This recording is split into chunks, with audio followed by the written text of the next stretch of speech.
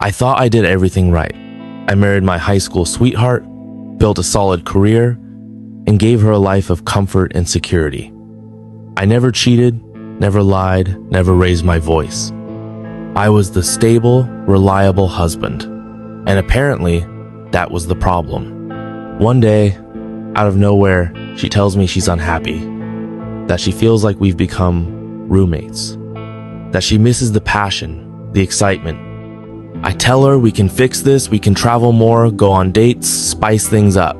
But she shakes her head, eyes full of pity.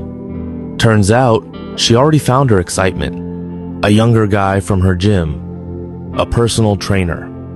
I use that term loosely because after digging, I found out the guy wasn't even certified. Just some fit, charismatic guy who preyed on bored housewives. And she fell for it. Hard.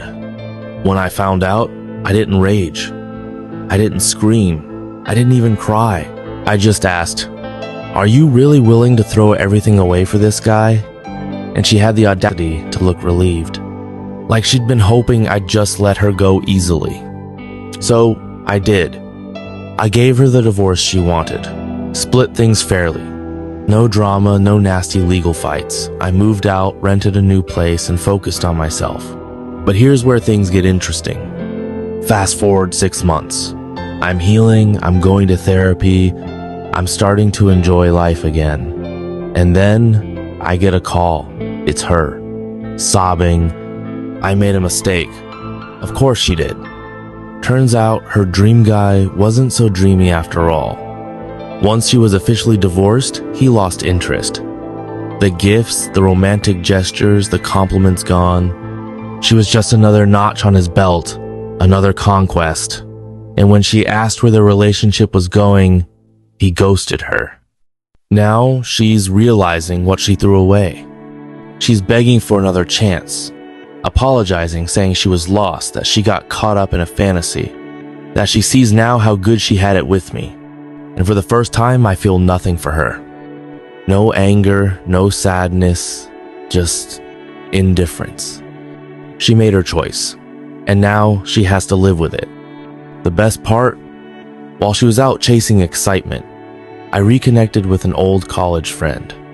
Someone who always had my back, who saw my worth even when I couldn't. We've been seeing each other quietly, and let's just say she makes me feel more alive than my ex ever did. So no, I don't take my ex back. I don't even entertain the idea. Instead, I tell her, "You were right. We were just roommates. And now I'm finally living." And then I hang up. Best decision I ever made.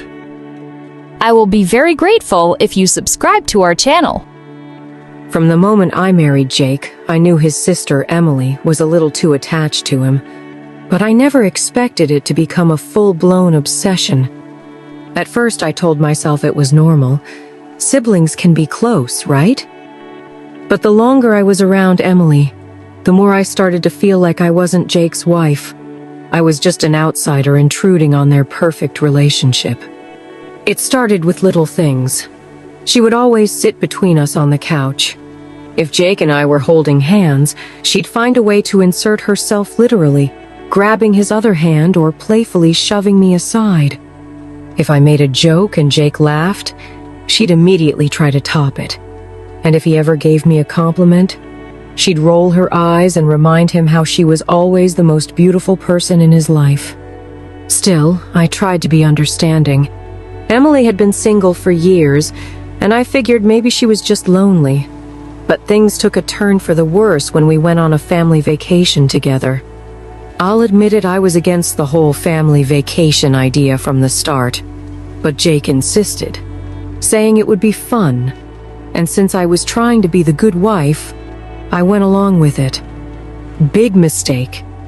From the very first day, Emily acted like she was on a romantic getaway with Jake.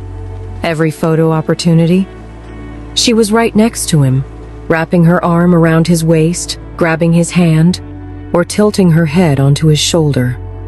She even asked me to take pictures of them together, and at one point she linked her arm through his and told him to pose like a couple in love. I was standing there, camera in hand, feeling like the third wheel on my own vacation. Then, one evening, she took things to another level. We were at dinner, and Emily kept feeding Jake from her plate, giggling like they were on a date. At one point, she even wiped something off his face right in front of me. Jake looked a little uncomfortable, but he didn't say anything.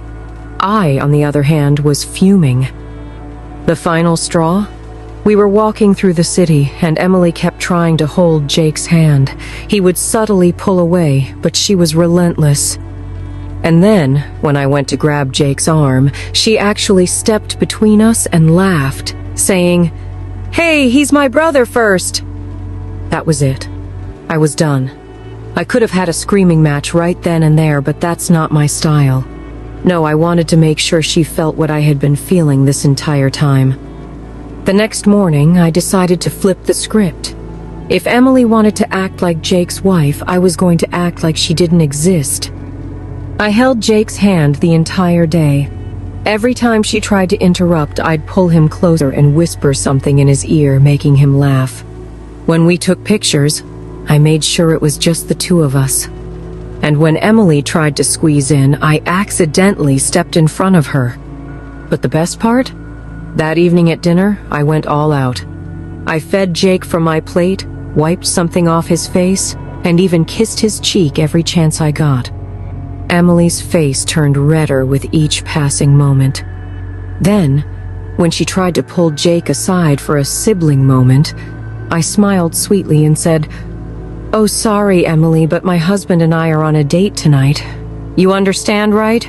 "Huh." She stormed off, and Jake just chuckled, finally realizing how ridiculous she had been acting.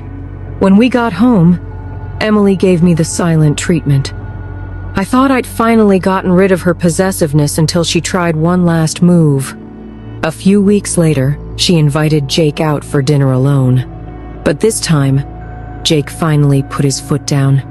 "Emily, I love you, but I have a wife now. You need to respect that."